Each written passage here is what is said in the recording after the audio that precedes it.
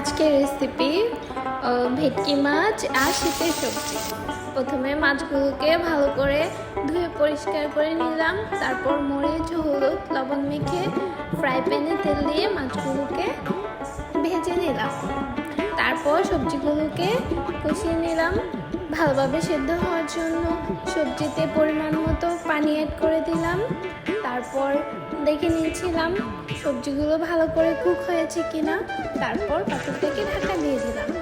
কিছুক্ষণ পর সবজিগুলো যখন ভালো করে রান্না হয়ে গেছে, তখন সবজিগুলোর মধ্যে মাছগুলোকে দিয়ে দিলাম।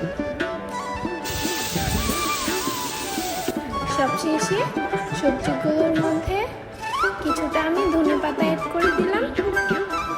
রেডি হয়ে গেল আমার সবজি রান্না। আজকের রেসিপি ভেটকি মাছ আর শীতের সবজি।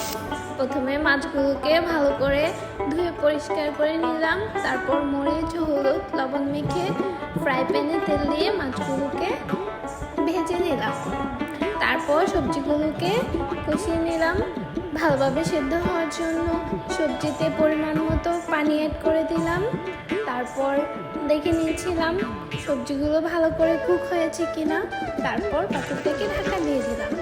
কিছুক্ষণ পর সবজিগুলো যখন ভালো করে রান্না হয়ে গেছে, তখন সবজিগুলোর মধ্যে মাছগুলোকে দিয়ে দিলাম।